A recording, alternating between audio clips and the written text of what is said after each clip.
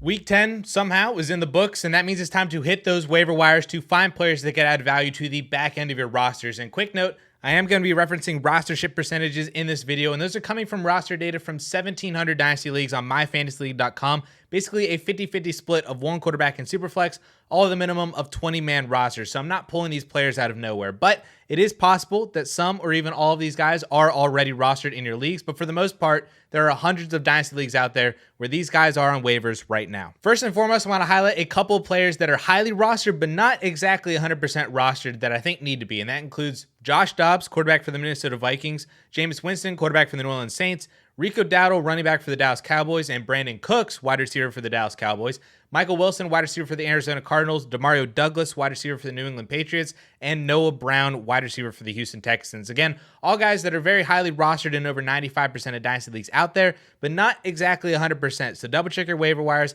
and immediately add those guys if they are available in your leagues. All right, another week, another Mac Jones benching for Bailey Zappe. The only difference this week was Jones was being benched on the final drive when they needed a touchdown to win. Belichick intentionally went to Bailey Zappe to try to win the game. Now, granted, Bailey Zappe threw a horrible interception to lose the game, but Belichick seems all but done with Mac Jones, and Zappe needs to be added in every Superflex league if he is named the starter in New England. The only unfortunate part here, though, is that Zappe himself is also not a good quarterback, so he might not be a quality starter for you if you're desperate for a quarterback too. So still look to add Zappe and then flip him for a fourth if/when he's named the starter. I will also give a shout out to Malik Cunningham as a speculative add here too. Cunningham has been on a roller coaster ride this year for the Patriots, going from the practice squad to getting cut to then back on the practice squad to the active roster, then back to waivers, and now is back to the practice squad again for the Patriots. But if Belichick is really looking for a high upside option at quarterback to end this season,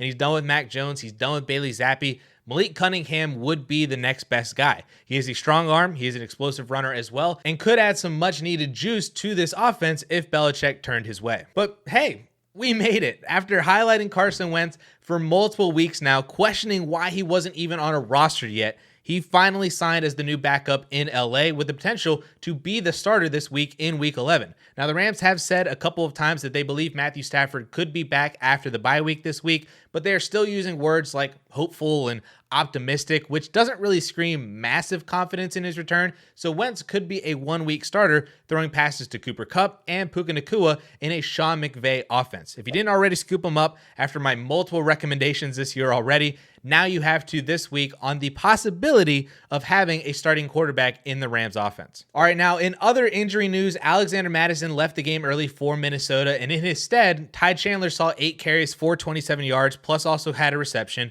and he even had a 30-yard touchdown called back on a holding penalty that could have made his day even better. Chandler is very clearly the lead guy if Alexander Mattison were to miss any time, and could possibly go right from the waiver wire to your starting lineup if he is still available. I will also mention Kene Nwangwu as well if the Mattison injury turns out to be more than just a week's absence. Nwangwu would then be the handcuff to Ty Chandler if Chandler were to then get hurt. So he's also worth an add if we find out that Alexander Mattison were to miss any significant time. Getting to the wide receiver position now, perhaps the best adds this week are a pair of Bengals wide receivers, Tanner Hudson and Trenton Irwin. With T. Higgins sidelined with a hamstring injury, possibly for a few weeks even, these are the two guys, along with Tyler Boyd, who step in to fill T. Higgins' role. And boy, did each of them deliver in separate ways on Sunday. Irwin was the immediate benefactor, hauling in a 30-yard touchdown to start the game, but outside of just one other catch and a couple other targets, that was basically his entire production for the day. Tanner Hudson, however, saw 7 targets, second most on the team behind Tyler Boyd this week, while Jamar Chase played through injury. And while Hudson did haul in 6 of those 7 targets, he only accumulated 33 yards. Now, based on both of their usages this week,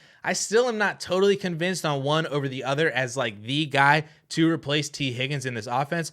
Both still seem like great pickups this week, but if you're banking on them to save your starting lineup in your possible playoff dreams in your league, that might be a different conversation. But like I said, still worth the add just to see if one of them separates from the other, especially if we find out that Higgins is out for the remainder of the year with this hamstring injury. And then finally, we get to Jalen Guyton, who could find himself in an extremely valuable role as we get into the fantasy playoffs as a potential name for the wide receiver 1 role on the Chargers. Keenan Allen obviously has no competition whatsoever for that role.